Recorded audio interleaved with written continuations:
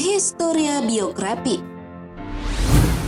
Dr. Saharjo SH atau biasa dikenal dengan nama Saharjo. Beliau adalah pahlawan nasional Indonesia yang berasal dari kota Solo. Saharjo adalah orang yang berlatar belakang hukum. Beliau juga pernah menjadi menteri di bidang hukum era Presiden Soekarno. Bahkan beliau juga termasuk menteri yang sederhana di era Presiden Soekarno. Bagi yang belum mengenal sosok Saharjo, berikut fakta menariknya.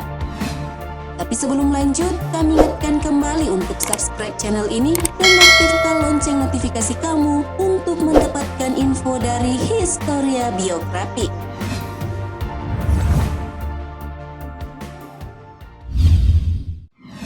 Masa kecil dan pendidikan.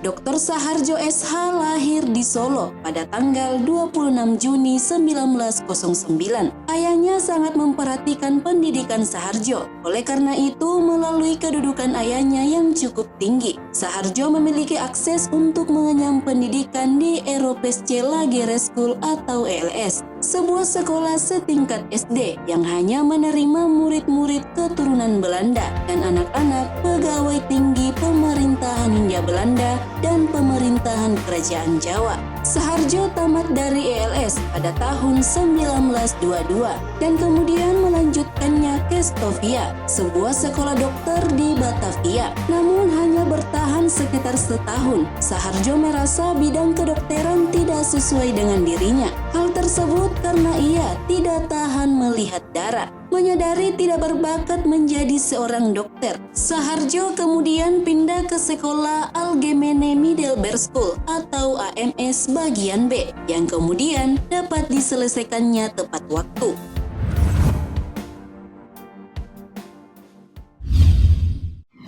Kuliah hukum yang hampir tidak selesai.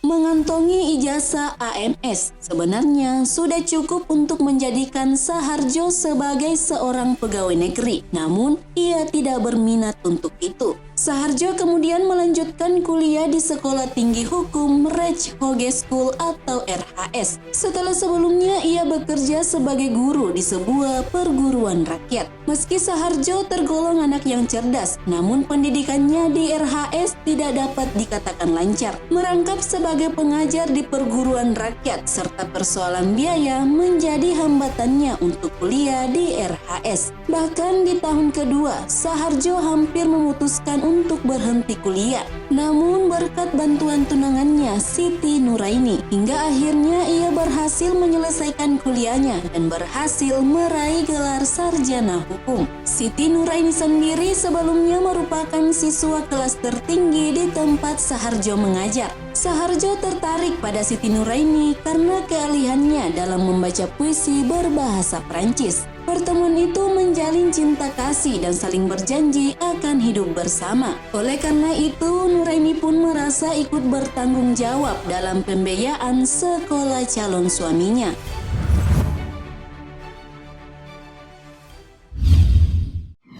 Tergabung dengan PPPI dan mengajar di PR. Selepas Saharjo lulus dari AMS bagian B pada tahun 1927, kaum terpelajar Indonesia sedang mendengung-dengungkan perjuangan menuntut kemerdekaan, khususnya setelah berdirinya Partai Nasional Indonesia atau PNI di bawah pimpinan Soekarno. Kaum terpelajar, terutama yang sudah pernah mengikuti pergerakan pemuda, tertarik kepada perjuangan kemerdekaan bangsanya. Demikian dengan Saharjo yang sewaktu di AMS bagian B telah bergabung bersama Perhimpunan Pelajar-Pelajar Indonesia atau PPPI dengan aktif. Saharjo tertarik untuk mengabdikan dirinya kepada perjuangan bangsanya. Oleh karena itu, ia tidak mencari pekerjaan untuk menjadi pegawai negeri, tetapi justru bergabung dengan perguruan rakyat atau PR yang didirikan oleh kaum pergerakan. Saharjo mengajar di bagian persiapan untuk perguruan tinggi dan perguruan umum pendidik. Menjadi pengajar dengan risiko sewaktu-waktu dapat ditangkap oleh polisi karena gara-gerik orang-orang PR senantiasa dalam pengawasan PID atau Intel Hindia Belanda.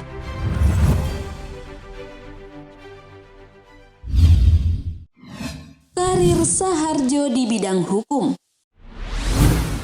Selain mengajar di PR, Saharjo juga memperoleh kepercayaan di Partai Indonesia atau Partindo untuk membimbing dan menguji calon-calon anggota pengurus Partindo di Jawa Barat. Semangat belajar Saharjo senantiasa menyala-nyala. Keinginannya menjadi ahli hukum membawanya ke bangku kuliah di RHS. Dan setelah susah payah akhirnya berhasil meraih gelar sarjana hukumnya pada tahun 1941. Setelah tamat dan meraih gelar MR atau Master in Rechten, Saharjo kemudian bekerja di Departemen Van Justisi atau Kehakiman Pemerintah Hindia Belanda. 4 tahun kemudian ketika masa penjajahan Jepang, Saharjo menjadi wakil kepala kantor kehakiman yang dipimpin oleh Profesor Mr. Dr. Supomo. Namun 8 bulan kemudian ia kembali ditarik ke kantor kehakiman Jakarta. Sebagai seorang ahli, Saharjo mengembangkan bakat dan kepandaiannya dan memperoleh kesempatan baik setelah proklamasi kemerdekaan. Ia dekat dengan Profesor Mr. Dr. Supomo yang merupakan ketua gabungan ahli hukum dan mendapat tugas merencanakan organisasi departemen-departemen pemerintah Republik Indonesia. Saharjo ditunjuk menjadi anggota panitia perencanaan yang bertugas merencanakan pasal demi pasal Undang-Undang Dasar Republik Indonesia. Saharjo juga ikut hijrah ke Yogyakarta bersama pemerintah Republik Indonesia pada permulaan tahun 1946. Selama 10 tahun, ia memegang jabatan Kepala Bagian Hukum dan Tata Negara dalam Kementerian Kehakiman. Selama menjadi Kepala Bagian Hukum Tata Negara Kementerian Kehakiman, Saharjo banyak menghasilkan peraturan maupun undang-undang, antara lain Undang-Undang Kewarganegaraan Indonesia pada 1947 dan 1958 dan Undang-Undang Pemilihan Umum pada tahun 1953.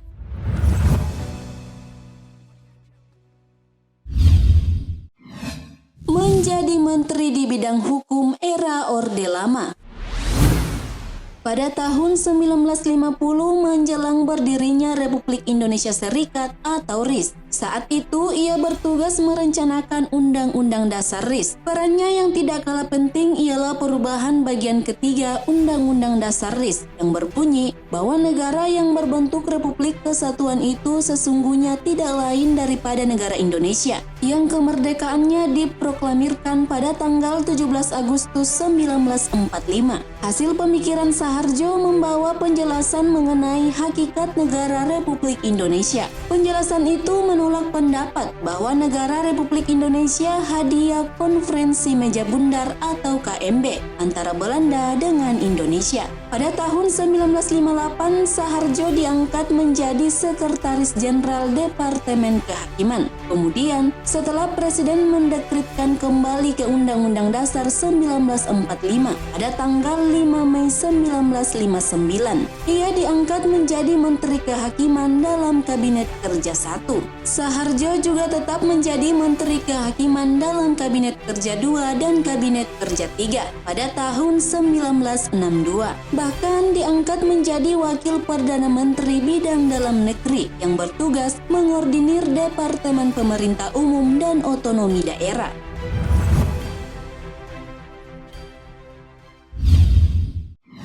Menteri yang sangat sederhana. Setelah pindah ke Yogyakarta, Ibu Saharjo terpaksa tinggal di Solo dengan anak-anaknya. Saharjo sendiri tinggal di Yogyakarta dalam sebuah paviliun dengan cuma-cuma atas kedermawanan pemiliknya yang juragan batik. Tiap Sabtu ia pulang ke Solo untuk berkumpul dengan anak istrinya. Siti Nuraini Saharjo berusaha membuka warung kecil untuk menjual lilin dan kecap. Terkadang Saharjo juga ikut menunggu warung istrinya. Dengan hasil warung yang tak seberapa, terbantulah keperluan rumah tangganya. Tidak jarang keadaan memaksa istrinya menjual barang-barang miliknya, sampai kepada perhiasannya yang tak dapat dikatakan cukup. Seringkali terjadi adegan yang mengharukan antara Saharjo sebagai Sekjen Kementerian Kehakiman dengan sekretarisnya Nyonya Rusia Sarjono yang pernah menjadi Menteri Sosial. Kejadian itu antara lain ketika Saharjo datang ke kantor belum sarapan karena makan paginya hanya cukup untuk anak-anaknya. Karena itu Rusia Sarjono memesankan makanan paginya dari kantin kementerian itu. Semua itu menunjukkan betapa sederhana hidup Saharjo dengan keluarganya.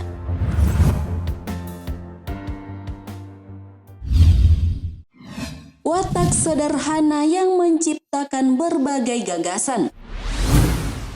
Kesederhanaan itu didukung juga oleh wataknya yang konsekuen. Saharjo sangat teguh dalam memegang sumpah jabatan. Sedikit pun tidak mau menyimpang dari sumpah itu, meskipun seperti kata peribahasa mesti mati kering. Dalam hidup yang sangat sederhana dan jauh di bawah ukuran kedudukannya, Saharjo tetap bersemangat menunaikan tugasnya, bahkan tetap kreatif dalam menciptakan berbagai hal yang hingga sekarang dipakai oleh pemerintah dan masyarakat. Istilah narapidana sebagai pengganti orang terhukum adalah ciptaan Saharjo sewaktu ia menjabat sebagai Menteri Kehakiman tahun 1959 hingga 1962. Istilah penjara juga diganti menjadi permasyarakatan. Lambang Departemen Kehakiman yang hingga sekarang dipakai adalah ciptaan Saharjo juga. Lambang hukum yang semula berupa Dewi Keadilan, Temis yang matanya ditutup sedang tangannya yang bersatu memegang pedang, dengan tangan lainnya memegang timbangan juga diganti. Lambang itu berasal dari barat yang tidak lain adalah warisan kolonial. Saharjo berpendapat lambang itu tidak sesuai dengan sifat ketimuran Indonesia,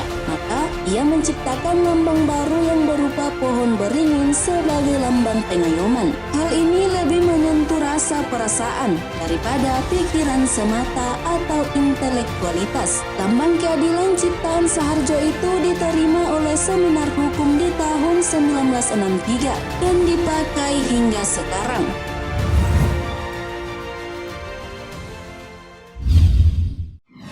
Akhir hayat sang ahli hukum Indonesia.